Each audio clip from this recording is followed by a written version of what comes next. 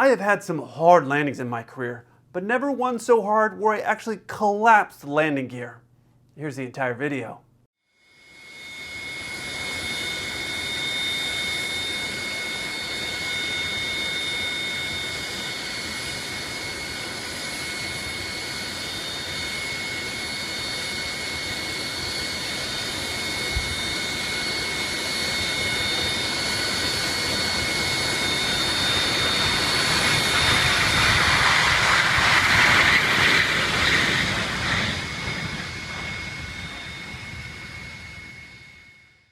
In most of my videos, I just react and tell you what I see because, well, anybody can read a report and tell you what a report says, but I was curious to how hard your landing has to be in order to collapse a landing gear like this. To understand the amount of force that it would take to do this, you need to understand what a G-force is. Most of you already know, so I'm gonna make this really quick. But if you weighed 100 pounds and you had 9 G's of force on you, it'd be like 900 pounds of force pressing in on your body. This is a video here of someone experiencing 9 G's, and as you can see, it doesn't look very pleasant. And look at the difference between how they look when they're experiencing the 9 G's compared to when they're not experiencing the 9 G's. Now, I've never been in one of those machines that simulate the G-forces, and despite all my requests, Blue Angel still don't want to take me out flying.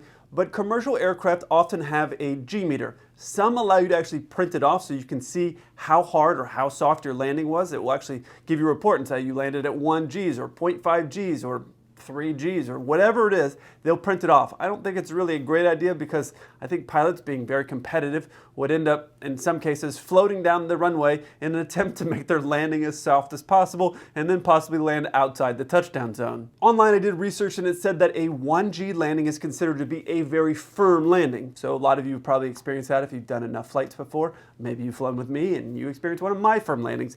Either way, that's a 1 G is a very firm landing. This was actually a 3.25 G landing, which is why it collapsed the landing gear. Thankfully, the pilots did end up landing on their main landing gear and not the nose. It would have been a lot worse if they'd end up landing on their nose, and that's why it's important to land on your mains, because they can take a lot more of a G or a lot more of an impact than your nose is ever going to be able to take. And I do have to give credit to whoever recorded this because obviously they didn't know it was coming and they kept it perfectly recorded, and I can't say that I would have been able to remain that calm watching a plane skid down the runway like this. So the first thing that's really interesting here in this video is how the plane comes out of the clouds. You may not have seen it because it was kind of in the distance, but look at this right here. I'm doing this in real slow motion so you can actually see it. Notice here how the plane's wings aren't even level. That is a very bad situation to be in as you're getting ready to land. The pilots reported that they had visual contact of the runway. Obviously, we can't see what they could see, but they said they had visual contact of the runway, which is possible because sometimes you might not be able to see in the clouds as well as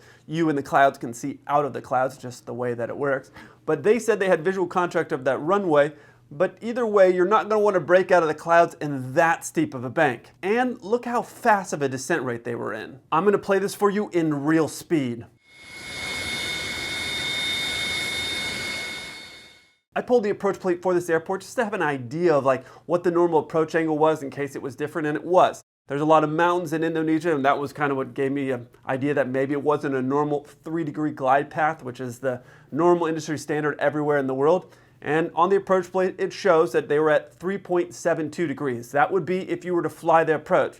Now, they weren't flying the approach, but if you were to fly the approach, it would be 3.72 degrees. So it is steeper than normal. This is what it looks like here on the approach plate. You see right here it says 3.72. That just means it's a greater, steeper angle of descent. But these pilots were in the clouds and they said that they were able to see the runway, which is possible. I know from the ground you can't see the white plane in the clouds, as you can imagine, but it can be possible that you're in the clouds and you can actually see the ground and have ground contact. So they said they had visual contact with the runway, which is possible, but they came in way too steep. This is way more than 4 degrees of descent going towards the runway. Obviously, this is one of those scenarios where you're going to get all kinds of alarms that are going off on the flight deck, and that is why we have something called a stabilized approach criteria, which basically says all of these things need to be met in order to land the aircraft. If they're not met, you need to do a go-around. Obviously, this is a scenario with the steep bank angle, with the rate of descent, and all the things that were going on, that a go-around should have happened, but they didn't do it.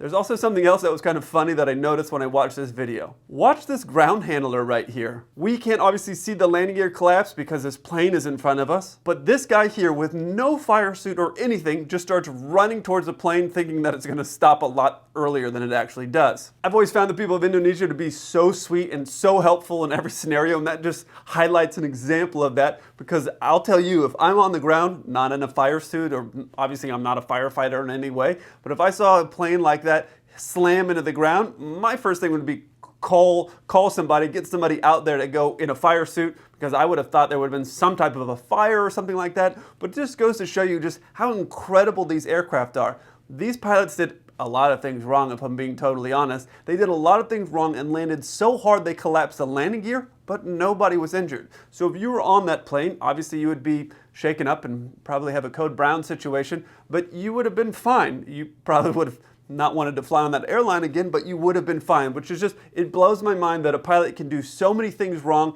and these planes can still withstand something like a normal landing being 1G and they're doing 3 times that, and the plane still be obviously okay to land. Obviously this isn't the situation you ever want to be in as you're skidding down the runway, but in this next video I have some video from inside the flight deck of a pilot having a hard landing. Watch this.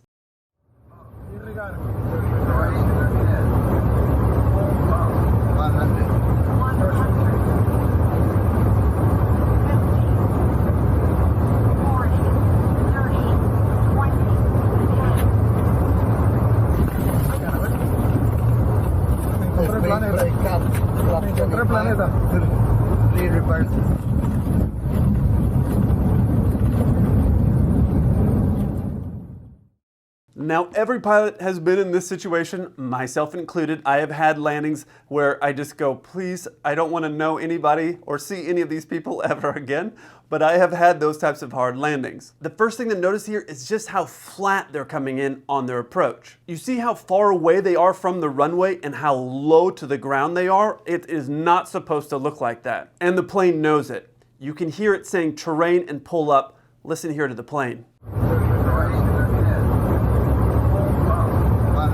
The previous plane was coming in way too steep, and these pilots are coming in way too shallow. I don't know what this is, maybe a 1 or 2 degree approach, which is not what you want to do, because your muscle memory, what you're used to seeing from the time you start flight school and through the majority of your career, is going to be 3 degrees. If anything is not 3 degrees, we talk about it. There are approaches that you'll do that could be, let's say, 4 degrees. You will talk about, hey, in this scenario, it's a different approach angle, so that way everybody's aware of it, and you're going to get different maybe alarms or things that the plane will tell you, something like that. You're typically not going to have that though when you're doing an approach over the water. And when you change your sight picture of what you're used to seeing, things like this happen. Now that's not always the case if you change anything or change the sight picture that it's going to be bad, but it definitely does open up the window for the possibility of things to go more wrong, because when you're used to having one thing or one sight picture that you're accustomed to seeing, your body is going to react. It's going to hear things like the countdown, which is the next thing I want to talk about. Listen to this countdown as it goes down from 50 to 10 feet.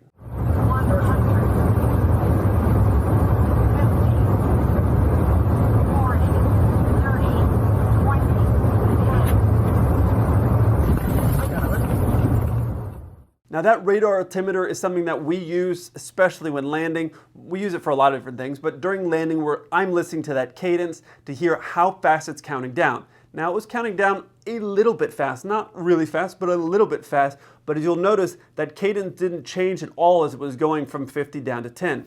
What you want to hear is a cadence roughly about that speed, but you want to hear like a double pause from 20 to 10. And what that tells you is the rate of descent of your plane going towards the ground is slowing, because obviously as you're coming in towards the ground, you're looking for that flare to happen, and that's going to slow the descent of ground contact. So you're looking for kind of a double pause between 20 and 10, and when you hear that double pause between 20 and 10, you know the landing should be a lot smoother than if you hear it count down that way. Now I've heard it in some scenarios where you miss numbers. That's when you know it's going to be a really hard landing. When you hear 50, 40, 30, 10, then you know it's going to be really hard. And I've been on planes, well, I was a deadheader on this particular flight, but I was in the back on a freighter and I heard it skip 20, or maybe it was 30. I heard it skip and I thought, uh-oh, this is gonna be really hard. And it was really hard. What would have been really cool though is if we could have had the footage like this from the flight deck of this plane here that was skidding down the runway. Because I've had a landing as hard as it was showing those guys on the flight deck. I've done landings that hard, but I've obviously never had one so hard where the landing gear collapsed. So I'm kind of curious to see what that would look like in real life. If you enjoyed this video, check out one of these two over here. I look forward to hearing from you. Until then, keep the blue side up.